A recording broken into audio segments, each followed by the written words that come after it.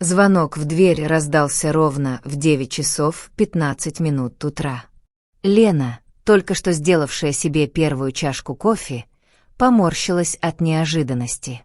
В редакции сегодня был выходной, и она планировала посвятить утро работе над статьей о городских парках. Накинув халат, она направилась к двери. На пороге стоял молодой курьер в синей форме. «Доставка для Елены Соколовой», — произнес он будничным тоном, протягивая небольшую коробку и планшет для подписи. Лена машинально расписалась, хотя была уверена, что ничего не заказывала. Закрыв дверь, она внимательно осмотрела посылку. Обычная картонная коробка, запечатанная скотчем, с аккуратно приклеенной этикеткой, где действительно были указаны ее имя и адрес. Отправитель — какая-то компания Art Trade. Адрес в промышленном районе города. «Странно», — подумала Лена, — «я точно ничего не заказывала. Может, это от редакции. Хотя обычно они предупреждают». Любопытство победило осторожность. Лена аккуратно разрезала скотч канцелярским ножом. Внутри, завернутая в несколько слоев пупырчатой пленки, лежала шкатулка. Когда последний слой защиты был снят, Лена застыла в изумлении. Шкатулка была настоящим произведением искусства. Темное дерево, покрытое замысловатой инкрустацией из перламутра и, похоже, слоновой кости. Узор складывался в экзотические цветы и птиц. На крышке тонкая серебряная пластина с выгравированной датой 1876. Что-то в этой шкатулке казалось смутно знакомым. Лена нахмурилась, пытаясь вспомнить. И вдруг ее осенило. Точно такая же шкатулка была на фотографии в новостной ленте неделю назад.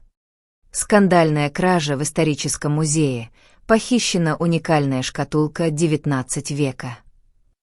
«Этого не может быть», — прошептала Лена, чувствуя, как по спине пробегает холодок. Кто-то просто решил подшутить. Наверняка это копия. Следующий час Лена провела за ноутбуком, сравнивая фотографии украденной шкатулки с той, что лежала перед ней на столе. Каждая деталь, каждый изгиб узора совпадали идеально. Даже небольшая царапина на правом углу была на месте. Первым порывом было позвонить в полицию. Лена даже взяла телефон в руки, но остановилась. Как она объяснит, откуда у нее краденая вещь? Поверит ли ей, что она просто получила ее по почте? В лучшем случае ее затаскают под допросом, в худшем — сделают главной подозреваемой. Art Trade, компания-отправитель. С этого и нужно начать. Лена быстро оделась, положила шкатулку в свою сумку и вызвала такси до указанного в накладной адреса. Адрес привел ее к заброшенному складскому комплексу. Ржавые ворота, выбитые окна, граффити на стенах. Никаких признаков действующей компании. Охранник в будке у входа только пожал плечами. Тут уже года 2 как никто не работает. Вернувшись домой, Лена обнаружила первое сообщение. Номер был скрыт, голос искажен. «Надеюсь, вам понравился наш подарок. Верните его туда, откуда взяли, и забудьте обо всем. Иначе у вас будут проблемы». «Куда верните? Я ничего не брала». Хотела крикнуть Лена, но звонок уже прервался. Макс выслушал ее историю, не перебивая. Его пальцы летали над клавиатурой, пока Лена говорила. «Курьерская служба фейковая», — наконец сказал он. «Сайт создан неделю назад. Все контакты ведут в никуда. Профессиональная работа». «А телефон, с которого звонили?» — спросила Лена с надеждой. «Одноразовая сим-карта, уже не активна. Но я могу покопаться глубже». Следующие дни превратились в кошмар. Человек в сером пальто следовал за ней повсюду. На работе, у дома, в магазине, везде мелькала его фигура. Когда Лена пыталась подойти к нему, он исчезал в толпе. Виктор Андреевич принял ее в своем кабинете, заставленном антикварными вещами. Пожилой коллекционер долго рассматривал шкатулку через лупу, постукивал по дереву, проверял узоры. «Великолепная работа», — наконец сказал он. «Я бы дал за нее 1 миллион, не раздумывая. Если бы это был оригинал». «В каком смысле?» Лена почувствовала, как земля уходит из-под ног. «Это копия. Очень, очень хорошая копия. Возможно, лучшая, что я видел. Но есть одна деталь». Он показал на едва заметную особенность в рисунке инкрустации. В оригинале здесь другой узор. Я видел настоящую шкатулку много лет назад. Они ждали ее в квартире. 2 в черном, лица скрыты масками. «Где шкатулка?» — спросил один, пока второй держал ее за руки. Лена молчала. Шкатулка была надежно спрятана у Макса.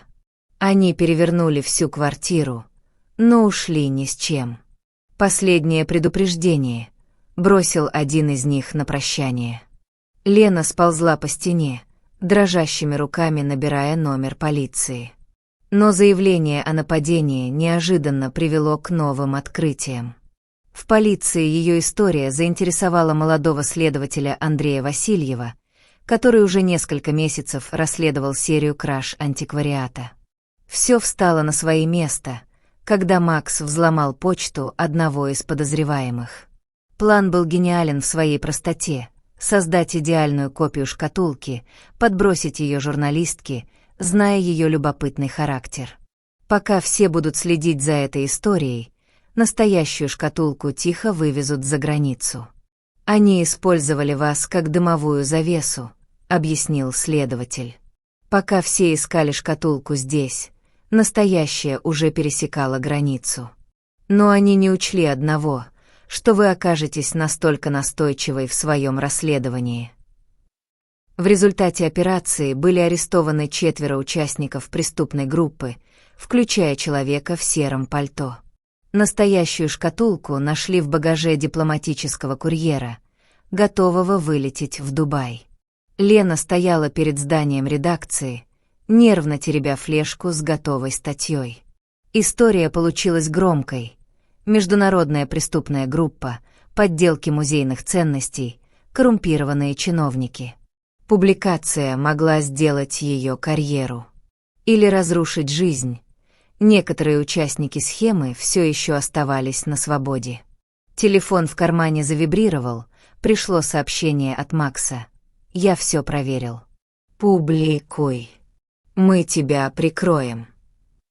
Глубоко вздохнув, Лена толкнула тяжелую дверь редакции. Иногда правда стоит риска.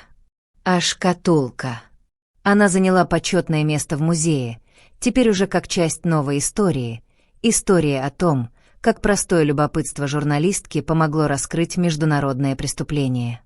«Интересно», — подумала Лена, садясь за свой рабочий стол, — «что принесет мне следующая доставка?»